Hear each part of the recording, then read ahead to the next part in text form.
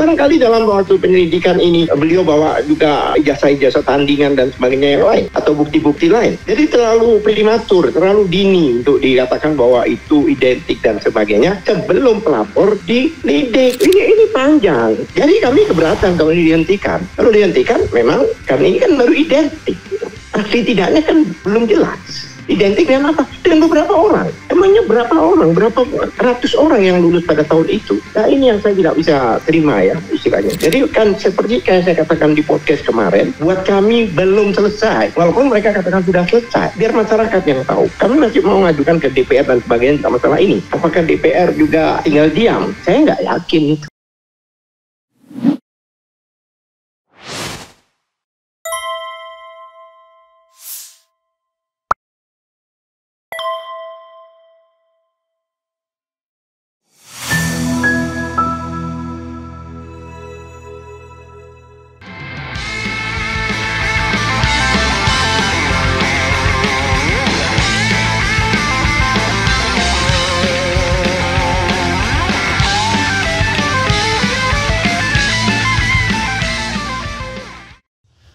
Assalamualaikum warahmatullahi wabarakatuh. Sobat RH sekalian, jumpa lagi kita di channel yang keren ini. Keren cadas. Ya sobat RH sekalian ya, selama ini saya memakai hitam putih nih. Maksudnya selama saga Bareskrim ini. Biar kita jelas ya black and white-nya. Yang hitam-hitam, yang putih-putih, walaupun yang kita dapatkan mungkin abu-abu. Saudara sekalian, kita sudah dengar press conference dari Bareskrim yang disampaikan Dirtipidum, Direktur Tindak Pidana Umum, yaitu Brigjen Johandani. Nah, sekarang kita akan berdiskusi, menghubungi, minta komentar dari salah seorang lawyer, pengacara, kuasa hukum dari Dr. Tifauza Tiasuma, yaitu Bro Abdullah Al-Qadiri. Assalamualaikum warahmatullahi wabarakatuh, Bro. Waalaikumsalam warahmatullahi wabarakatuh. Oke. Keren cadas.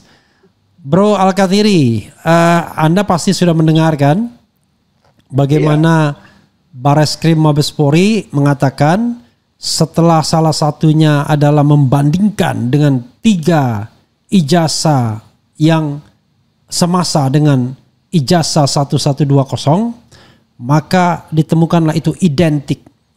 Demikian juga skripsinya identik, dan lebih lanjut dari identik itu adalah dinyatakan bahwa ijazah Jokowi alsi atau asli. Silakan Bro Al-Qadiri mengomentarinya dari barat sampai timur. Kemarin sudah podcast, sekarang podcast lagi ya. Terima kasih. Gini Bang Refli, saya juga agak kaget kenapa diumumkan seperti itu. Itu kan jelas ada pengaduan. Pengaduan ini saya luruskan dulu. Saya juga sebagai kuasa hukum dari teman-teman TPUK juga. Oke. Tidak hanya Dokter Tifa ya? Tidak. Kurnia, ada Rizal Fadila dan Egiptiana dan sebagainya itu. Saya juga saya juga terlalu berbicara bersama mereka. Jadi begini intinya, ini agak aneh ini. Biasanya kalau ada satu kejadian khususnya dalam laporan-laporan untuk pemajuan dan sebagainya, itu pelapor itu harus diperiksa dulu. Harus ada penyelidikan. Ya kan? Selama ini kan pelapor belum pernah dilidik. Pelapor kan lagi, khususnya Bang Egy, ya, itu kan lagi sakit beliau itu. Saya klarifikasi sedikit ya. Jadi kata dia, Egy Sujana sudah sudah dipanggil 2 kali tapi tidak datang. Cuman kelihatan kurang fair, dinyatakan alasannya tidak datang. Itu karena penyidik seolah-olah melihat Egy mangkir, padahal kita tahu Egy sakit parah dan harus. Saya tahu. Iya, itu kan ada data-data bahwa dia sakit, ada bukti, ada surat dokter, ada. Dia sakit ini bukan sakit-sakit yang biasa, dia sakit serius. Iya. Dan secara KUHP itu kan jelas orang sakit itu ya harus ditunda, Pak. Nggak bisa dikejar terus orang sakit itu, apalagi kalau sakitnya serius. Ya kan? Itu kan ada alasan gitu loh, bukan mangkir.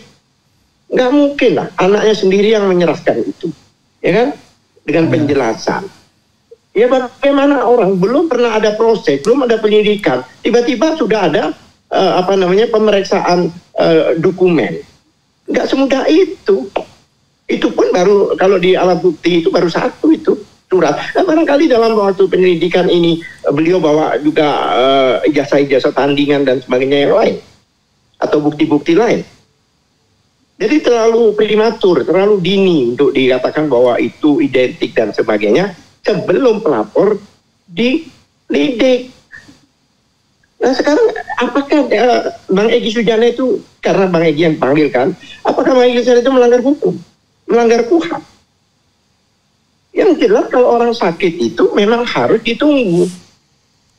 Kalau orang sakit, seorang itu masih belum sadar, contohnya habis kecelakaan gitu, dia tetap dipanggil lagi. Kan tidak mungkin orang alasan sakit, kan berbahaya juga kalau dia bohong kan. Lah ini, kenapa kok serba cepat? Ini yang jadi pertanyaan. Kenapa ini serba cepat? Bagaimana ada pemeriksaan laboratorium, posisi pelapor atau pengadu atau whatever, karena dari pengaduan tadi diangkat menjadi pelaporan kan, laporan informasi dan sebagainya, sudah diberitahu orangnya sakit. Kok tiba-tiba loncat sudah ada satu pemeriksaan dan diputuskan identik dengan apa? Itu pertanyaan kami. Kalau kami bawa ijazah, teman-teman lainnya gimana? Seandainya. Ya itu ada kemungkinan kami akan bawa ijazah yang lain. Nggak boleh, oke, dianggap ada teman-teman yang itu. Kami kalau seandainya ijazah yang pada tahun yang sama lain gimana? Nah, penegakan hukum itu harusnya harus hati-hati, teliti, komprehensif. Nggak bisa sepotong-sepotong. Dari awal aja sudah jelas kan bagaimana saudara Jokowi datang ke sana hari itu dikeluarkan surat perintah penyelidikan dan sebagainya, sedangkan pengaduan kita ditunda sekian lama, baru diproses dan sebagainya. Padahal anaknya pun juga sudah menyatakan ayahnya sakit. Kan gimana coba? Tidak ada perlindungan ini di sini. Oh jadi kalau orang sakit harus salah gitu. Mana dasarnya? Coba lihat pasal berapa di KUHP kalau orang sakit harus dipaksa. Nggak bisa Pak. Itu. Jadi menurut kami ini belum selesai. Kemudian pengujiannya dengan apa? Kami kan maunya pengujian itu komprehensif. Oke, dibandingkan dengan teman-temannya mungkin yang sudah ada itu teman-temannya. Ya beberapa orang kan sudah jadi pejabat itu temannya, itu yang saya yang saya tahu ya. Itu ya kan dengan teman-temannya oke. Tapi kan masalahnya sekarang ini kan yang kita masalahkan adalah ijazah yang dimasukkan ke KPU. Apakah sama dengan yang di KPU? Ini panjang. Jadi kami keberatan kalau ini dihentikan. Kalau dihentikan memang karena ini kan baru identik. Aksi tidaknya kan belum jelas. Identik dengan apa? Dengan beberapa orang. Emangnya berapa orang? Berapa ratus orang yang lulus pada tahun itu? Nah ini yang saya tidak bisa terima ya istilahnya. Jadi kan seperti kayak saya katakan di podcast kemarin, buat kami belum selesai. Walaupun mereka katakan sudah selesai. Biar masyarakat yang tahu. Kami masih mau mengajukan ke DPR dan sebagainya tentang masalah ini. Apakah DPR juga tinggal diam? Saya nggak yakin itu. Kan jelas kan saya katakan bahwa kalau memang dari kemarin seharusnya itu laporan yang ada di Polda Metro harus dihentikan, wajib dihentikan sebelum ada pemeriksaan ini. Kenapa demikian? Ya itu sudah diatur oleh Undang-Undang Nomor 31 2014 kan, Undang-Undang Perlindungan Saksi dan Korban. Jelas kan itu bahwa jika sudah ada laporan dan sebagainya wajib dihentikan. Yang di Polda ini.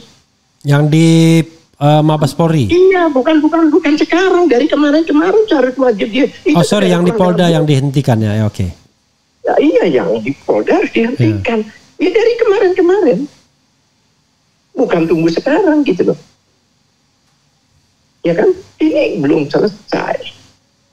Bagaimana saya yang sepengetahuan saya selama ini ya ya kan? Suatu bukti itu akan dites laboratorium forensik setelah ada keterangan dari beberapa orang, keterangan pelapor, keterangan saksi dan sebagainya. Ya kan? Kan kadang-kadang pelapor ini kan juga membawa bukti-bukti baru. Nah, kalau dia bawa ijazah lain gimana? Juga orang-orang alumni yang sama, tahun yang sama. Kan ada pembanding. Oleh sebab itu, kalau dinyatakan bahwa ini sudah tidak ada tindak pidana, kami tidak setuju. Berarti, ya kan, prosedur yang ada di KUHP itu tidak dilalui. Apa yang Anda dan rekan-rekan lawyer atau bahkan prinsipal mau lakukan setelah ada press conference ini? Kan kami katakan apapun juga putusannya jika dikatakan asli, ya kan, buat kami belum selesai. Kan kami katakan demikian. Makanya kami itu akan bawa peristiwa ini ke stakeholder. Artinya orang yang bertanggung jawab terhadap negara ini. Baik itu DPR, orang bertanggung jawab pada kepolisian, Irwasum, Kompolnas, semua akan kami surati dan kami minta audiensi di mereka. Hadapkan orang-orang yang tes forensik itu pada kami. Kami ingin tahu. Kami juga punya argumentasi. Ini sepihak, Mas. Bro. Ini sepihak. Nggak ada penegakan hukum sepihak kali ini gitu. Apa komentar Anda ya, walaupun press conference? Begini. Ya, silakan. Saya tambahkan sedikit. Ya. Satu, jika ijazah itu memang pada waktu itu dibuat sebagai barang bukti, itu seharusnya disita, bukan dipinjamkan. Disita dan dengan surat keterangan penyitaan. Ada berita acara penyitaan. Disita itu sampai proses ini selesai. Buktinya sebelum ada tes forensik ini sudah dikembalikan. Apakah itu sesuai prosedur? Ya kan, kecuali barang-barang yang sifatnya digunakan untuk bekerja, untuk mencari rezeki. Contohnya motor. Ada namanya pinjam pakai. Itu pun pinjam pakai. Ini diserahkan, diambil lagi, dan tidak ditunjukkan juga hari ini yang mana sih aslinya.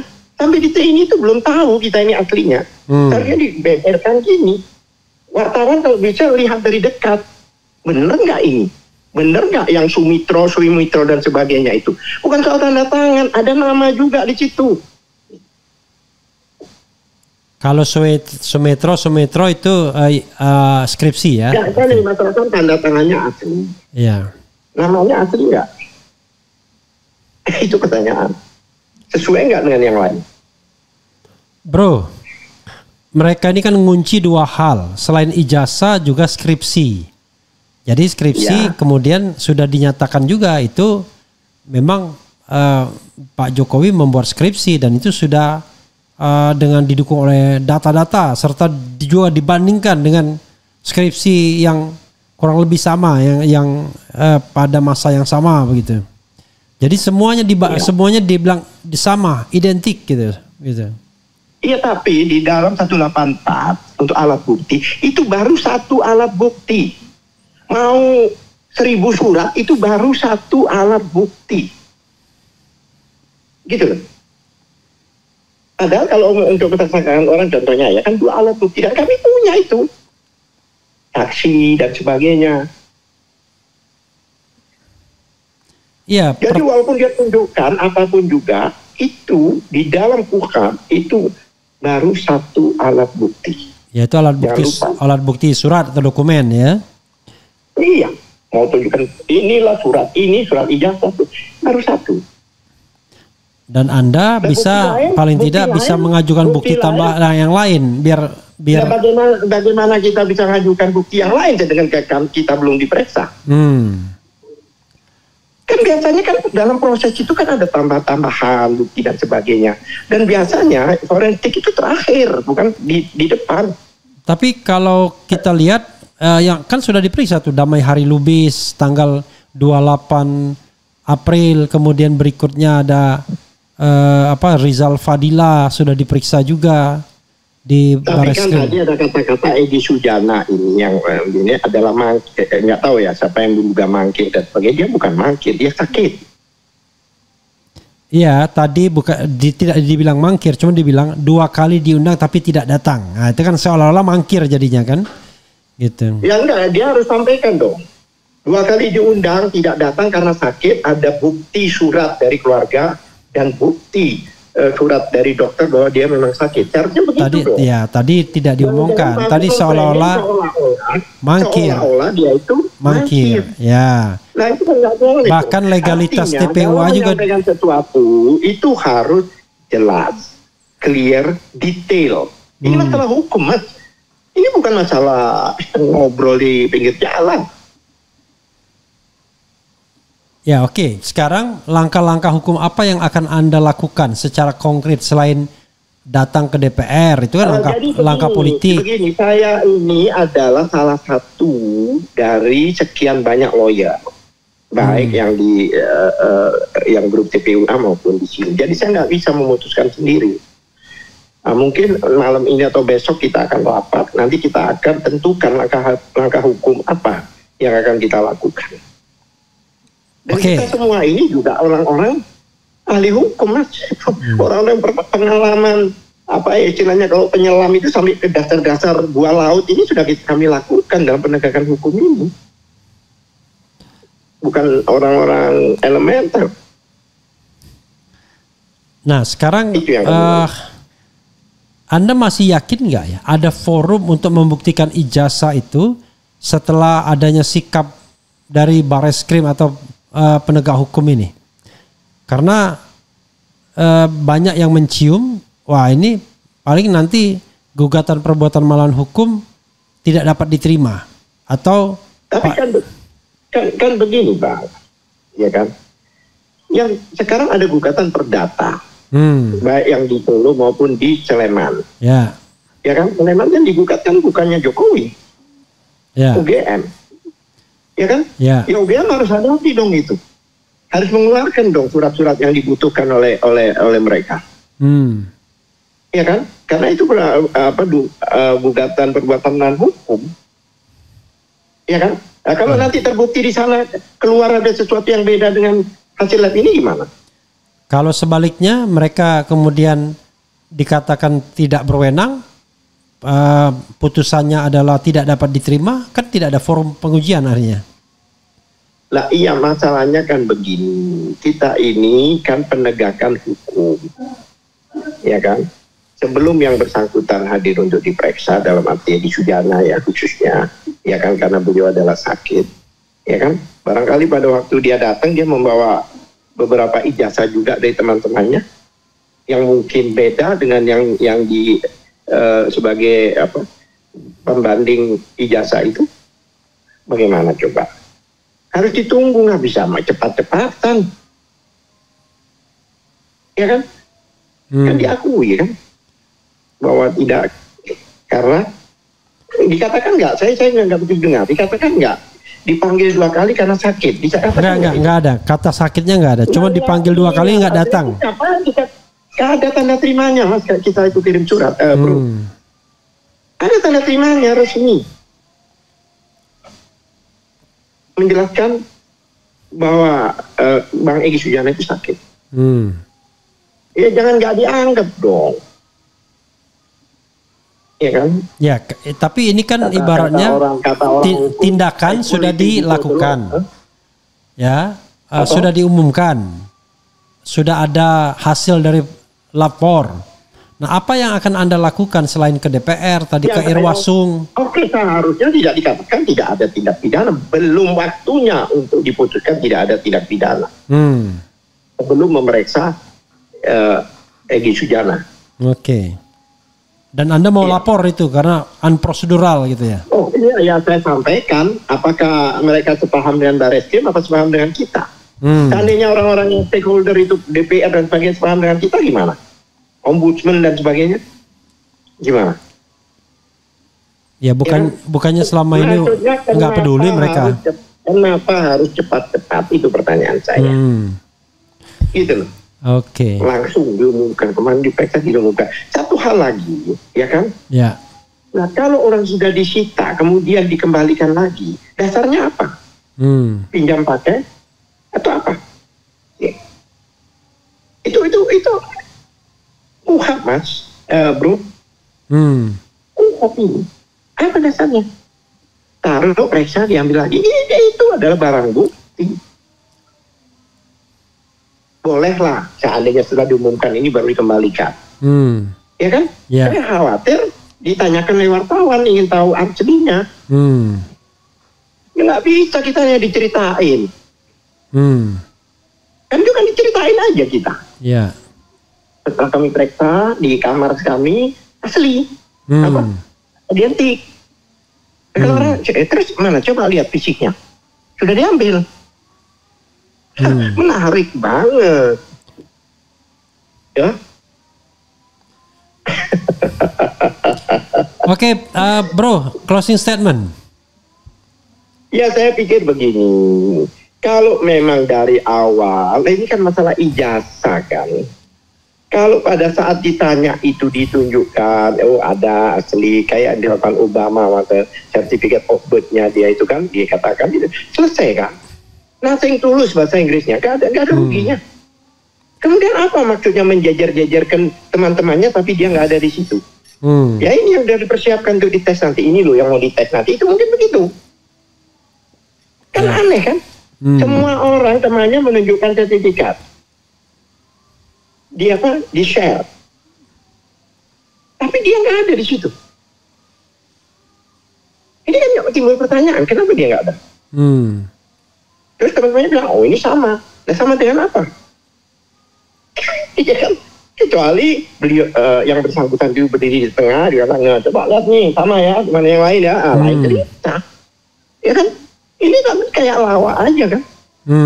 Berjejer, nunjukin ijazahnya, tapi yang orang yang dipermasalahkan tidak ada ikut di dalam barisan itu. Ini kan ya rakyatnya yang akan menilai nanti gimana. Oke, mudah-mudahan bisa menentukan langkah yang baik ya, baik lawyer maupun mereka yang barangkali sekarang sedang dibidik gitu. Begitu bro ya? Iya, insya Allah. Oke, assalamualaikum warahmatullahi wabarakatuh. Waalaikumsalam warahmatullahi wabarakatuh. Ya, sobat era sekalian, itu dengan Al-Katiri ya. Jadi saya juga ikut di framing. Ada aja berita framingnya ya. Ini berita framing terhadap saya. Tiba-tiba muncul Refli Harun tidak mau dibilang pendukung Roy Suryo. Ini yang pertama ya, wartawannya itu jelas-jelas memframing. Ini pasti wartawan yang tidak profesional. Kedua, wartawan ini punya muatan. Makanya yang namanya yang namanya hepeng ini bisa mengalir kemana-mana ya. Jadi ketika saya diinterview oleh Kompas TV, saya ditanya atributnya apa. Saya bilang ahli hukum tata negara. Lalu tiba-tiba dia bilang ahli hukum tata negara. Waktu live-nya ahli hukum tata negara yang juga pendukung Roy Suryo. Ya nggak mau saya dibilang pendukung Roy Suryo.